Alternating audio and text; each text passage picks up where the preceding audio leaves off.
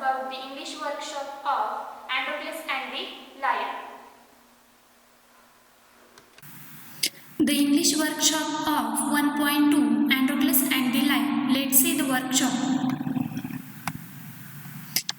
First question, पहिला प्रश्न इथे दिलेला आहे. Match the phrases in column A with their meanings in column B. खाली काही फ्रेजेस दिलेल्या आहेत तर त्या तुम्हाला A कॉलम मधील ज्या काही फ्रेजेस आहेत त्या B कॉलम मधील फ्रेजेसची काय करायचे आहे, मॅच करायचे आहे किंवा जोड्या लावायच्या आहेत. मी इथे ऑलरेडी त्यांच्या जोड्या लावून दिलेल्या आहेत. फर्स्ट आहे looking out for, then the answer is trying to search for. Second, face to face. The answer is in front of each other. एकमेकांच्या समोर येणे किंवा सामना होणे. Then third is summon up courage. म्हणजे धैर्याने किंवा धैर्य एकवटून असं आपण इथे म्हणू शकतो. The answer is try to be brave. म्हणजे शूरवीरपणे. Then fourth, rage melted. The answer is anger reduced. आक्रोश नष्ट होणे किंवा आक्रोश थांबणे. Then fifth is be moved by. The answer is filled with soft feelings. Let's see the next question. B, read the following sentences from the story. आता खाली दिलेले जे काही सेंटेन्स आहेत ते स्टोरीमध्ये दिलेले सेंटेन्स आहेत. बघूयात कोणते आहेत. Then first is they were bound by law to obey their master. Second sentence is the kind man bound up the lion's injured paw. Third is the lion bounded towards the Androcles again. The word bound carries three different meanings in each of the sentences. बघा वरती दिलेले जे काही sentence आहेत त्या सेंटेन्समध्ये प्रत्येक वेळी bound हा शब्द दिलेला आहे. पण हा जो काही बाउंड शब्द आहे त्या बाउंड शब्दाचे वेगवेगळे अर्थ तिथे दिलेले आहेत किंवा त्या तिघांचाही अर्थ वेगळा आहे प्रत्येक सेंटेन्समध्ये. देन इथे खाली त्याचे अर्थ दिलेले आहेत. देन त्यानुसार खाली काहीतरी कृती दिलेली आहे ती बघू. Put the correct letter ABC in the boxes according to the proper meaning. आता हे जे काही वर्ड दिलेले आहेत आता त्याच्या खाली जे ऑप्शन दिलेले आहेत त्याचे अर्थ त्यानुसार तुम्ही काय करायचे आहेत. ABC पुढील बॉक्समध्ये ABC या नावाने ते फिल करायचे आहेत. मीन्स आता बघा रश फॉरवर्ड आहे तर रश फॉरवर्ड म्हणजे काय तर त्याचा अर्थ असा आहे की A, the lion bounded towards Androcles again. म्हणजे तो जो काही सिंह आहे तो कोणाच्या दिशेने गेलेला आहे, अँड्रोक्लसच्या दिशेने गेलेला आहे असे इथे आपण म्हणू शकतो. Then B, force to follow. Then answer is first, they were bound by law to obey their master. त्यांना जे काही त्यांचा मालक असेल त्याने लावलेले नियम कसे असत, बंधनकारक असत. म्हणून इथे असं दिलेलं आहे फोर्स टू फॉलो म्हणजे नियम असणे किंवा बंधनकारक असणे. Then C, tied up. The answer is second sentence, the kind man bound up the lion's injured paw. म्हणजे त्या जो काही दयाळू माणूस आहे त्याने त्याचा काय केलेला आहे, पंजा बांधलेला आहे असा इथे त्याचा अर्थ होतो. Let's see the next activity. C. Now translate each of the three sentences A, B, C into your medium of learning. वर दिलेले जे काही सेंटेन्स होते ते सेंटेन्स तुम्हाला आता तुमच्या मातृभाषेमध्ये काय करायचे आहेत, रूपांतर करायचं आहे किंवा त्यांचं भाषांतर करायचं आहे. देन फर्स्ट, त्यांना त्यांच्या मालकाचे नियम पाळणे बंधनकारक आहेत असं तिथे त्याचा अर्थ होतो. जे दुसरं वाक्य होतं त्याचा अर्थ होतो त्या दयाळू माणसाने सिंहाचा पंजा घट्ट बांधला. देन सी, सिंहाने अँड्रोक्लसकडे पुन्हा झेप घेतली. Second question A, find from the story the antonyms means opposite words of the following. स्टोरीमधनं काही इथे वर्ड्स दिलेले आहेत त्या शब्दांचे आपल्याला काय करायचे आहेत, अपोजिट वर्ड लिहायचे आहे किंवा अँटोनिम्स लिहायचे आहे. तर इथे काइंडचा जो काही अपोजिट वर्ड आहे तो आहे क्रुएल. देन काइंड मीन्स दयाळू, क्रुएल मीन्स निर्दयी. बी, पुअर गरीब, त्याचा विरुद्धार्थी शब्द आहे wealthy. Third is slave, opposite word of this word is master. Fourth, high, opposite word low. Fifth, punishment, opposite word reward. Sixth, unbound, opposite word bound. Seven, tender, opposite word tough. Eight, happy, opposite word dismayed किंवा unhappy.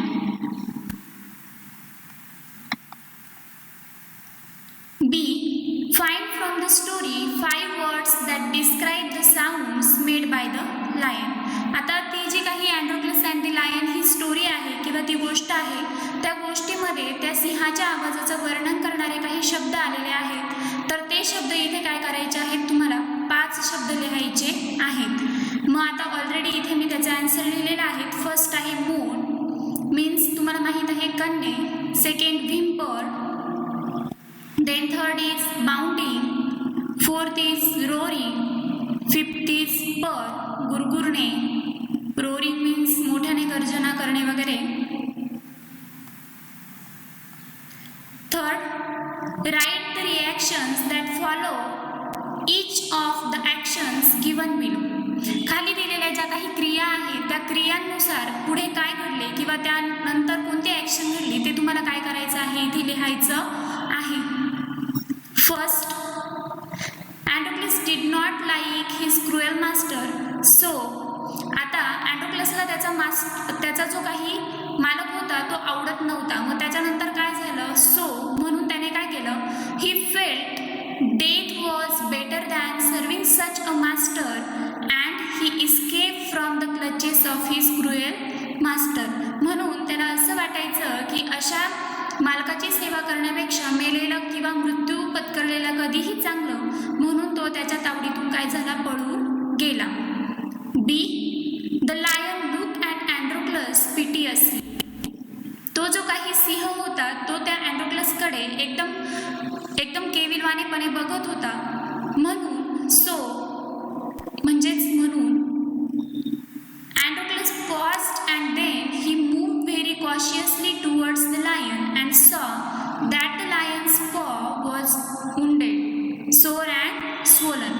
म्हणून अँड्रोक्लसने काय केलं, त्याच्याकडे तो थोडा थबकला, नंतर त्याच्याकडे थोडा त्याच्या दिशेने पुढे सरकू लागला हळूहळू, आणि त्याने बघितलं की तो जो काही सिंह आहे त्याच्या पायाला जखम झालेली आहे आणि तो सुजलेला आहे. Then C, Androclus bandaged the lion's injured paw, so अँड्रोक्लसने तो जो काही सिंह आहे त्याच्या पायाला काय केलेलं आहे, मलमपट्टी केलेली आहे. म्हणून त्याच्या पुढे आन्सर दिलेला आहे, the lion licked his arm as if to show gratitude which surprised and wondered Androclus.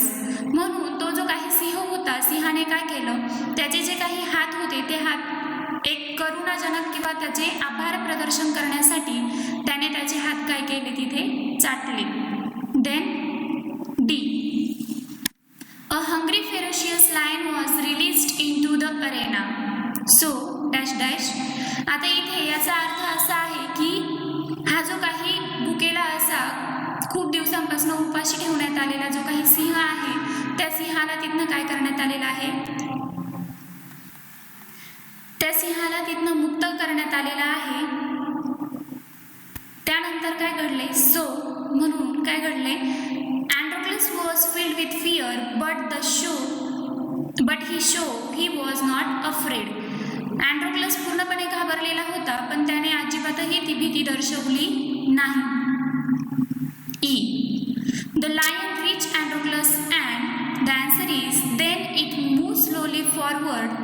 All its rage seemed to have melted and it recognized its friend. त्या दोघाही मित्रांनी एकमेकांना ओळखलं असं इथे आन्सर आहे. F, the emperor asked Androclus what other reward he would like. So the answer is he replied he didn't want anything for himself but he wanted the lion to be set free too. The next question is fourth question. about each of the following. First question is the condition of slaves in ancient Rome. The answer is slavery in ancient Rome played an important role in society and the economy. Besides mutual labor, slaves perform many domestic services and might be employed at high-skilled jobs. Accountants and physicians were often slaves. Greek slaves in particular used to be highly educated. Unskilled slaves work on farms, in mines and at mills. Their living conditions were miserable and their lives short. बघा आता त्या काळी रोममध्ये कशा पद्धतीची situation होती किंवा परिस्थिती होती इथे असं विचारलेलं आहे आणि त्याचं हे आन्सर आहे. Let's see the next question. B. Second, qualities of Androcles. अँड्रोक्लसचे जे काही गुण होते किंवा त्याच्यातील चांगलेपणा किंवा वाईटपणा ते आपल्याला इथे सांगायचं आहे. Then answer is I think Androcles was a very kind man. So when he saw the lion in a pen, he did not think about his life, whereas he thought about lions' distress and tried to help him. So, in our life too, we should help the people in distress. He was kind, cooperative, understanding, sensitive, brave, courageous, and friendly nature. बघा आता इथे जो काही question आहे त्या क्वेश्चनचा अर्थ असा आहे की अँड्रोक्लसचे गुण सांगा. त्याचा जो काही आन्सर आहे तो असा आहे की हा जो काही अँड्रोक्लस आहे तो कसा आहे. I think Androcles was very kind man. तो कसा आहे, दयाळू व्यक्ती आहे. ज्या वेळेस त्याने त्या सिंहाला बघितलं त्यावेळेस त्याने काय केलं, तो जो काही सिंह आहे त्या सिंहाला मदत केली. मग आपणही अशा पद्धतीने काय केलं पाहिजे, एकमेकांना मदत केली पाहिजे. त्याने तो नेहमी इतरांना सहाय्य करायचा. तो दयाळू होता, समजदार होता, परत अजून शूरवीर देखील होता, धाडसी होता आणि एकदम फ्रेंडली नेचरचा होता असं इथे सांगितलेलं आहे. Then next, even wild animals can be our friends. जे काही वाईल्ड ॲनिमल्स असतात, जंगली प्राणी, ते देखील आपले मित्र होऊ शकतात किंवा असू शकतात. The answer is yes. Even wild animals can be our friends because they have also feelings and emotions. If we help them, definitely they will not be cruel us. They know how to give reaction to our action. If we treat them cruelly, definitely they will be cruel with us. And if we treat them friendly and affectionately, they can be our friends.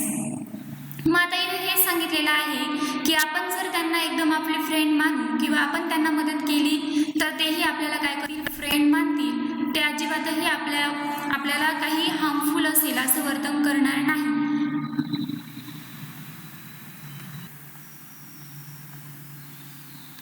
The next section is language study. यामध्ये आपल्याला लँग्वेजवर आधारित जे काही question असतात किंवा जो काही part आहे त्याबद्दल थोडीशी माहिती दिलेली आहे, ती बघूया. फर्स्ट, ऑक्झिलरी वर्ब्स मीन्स सहाय्यकारी क्रियापदे असं त्याला म्हटलं जातं. Verbs that help to form tenses, moods and voices are called auxiliary verbs. जे काही सेंटेन्समध्ये असणारे सहाय्यकारी क्रियापदे असतात त्यांचा यूज केला जातो, टेन्समध्ये केला जातो, देन वाक्यामध्ये देखील केला जातो. वाक्य पूर्ण करण्यासाठी त्यांना सहाय्यकारी क्रियापदे असं म्हणतात किंवा हेल्पिंग वर्ब्स असं देखील म्हटलं जातं. Then for example be, can, may, will, etc. are the auxiliary verbs. The three most common auxiliary verbs which can stand alone in a sentence are forms of be, do and have. They are called primary auxiliaries. यामध्ये असणारे जे काही बी मध्ये am is are असतात, then second do, does, did हे असतात, then have, has, had हे त्यामध्ये असतात. हे जे काही सर्व सहाय्यकारी क्रियापदं आहेत त्यांना प्रायमरी ऑक्झिलरीज असं म्हटलं जातं. Then for example, she is a student of class 8. आता या वाक्यामध्ये इज हे प्रायमरी ऑक्झिलरी यूज केलेलं आहे. Then he does his work well. याच्यामध्ये डज हे जे काही वर्ड आहे तो काय आहे, सहाय्यकारी क्रियापद किंवा auxiliary verb. Then I have a cold. Have is a auxiliary verb.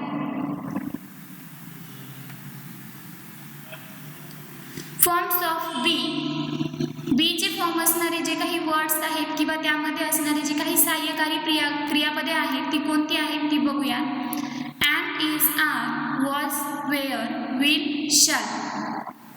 आता यामध्ये असणारे जे काही एम, इज, आर आहे ते प्रेझेंट टेन्समध्ये यूज केले जातात, वर्तमान काळात यूज केले जातात. देन वॉज, वेअर जे आहे ते पास्ट टेन्समध्ये यूज केले जातात. विल अँड शाल हे कशामध्ये, फ्युचर टेन्समध्ये यूज केले जातात.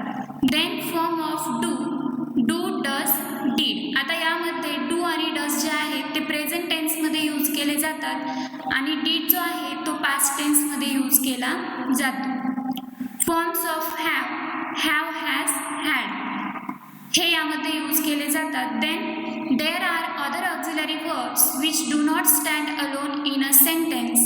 दे अकंपनी मेन वर्ब किंवा ॲक्शन.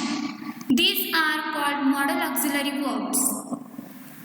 आता यामध्ये असेही काही शब्द असतात की ते वाक्यामध्ये एकटे आपण वापरू शकत नाही किंवा त्यांच्याबरोबर काहीतरी ॲक्शन वगैरे अशा पद्धतीने यूज करावी लागते किंवा ते शब्द आपण ज्यावेळेस आपल्याला गरज असेल त्यावेळेसच काय करतो, वाक्यामध्ये यूज करतो. अशा शब्दांना काय म्हटलं जातं, मॉडेल ऑक्झिलरी वर्ब्स असं म्हटलं जातं. मग ते कोणते आहेत, दे are can, could, shall, should, will, would, must, may, might, need, ought to. हे जे काही आहेत हे सर्व काय आहेत, modal auxiliary verbs. For example, he can work hard.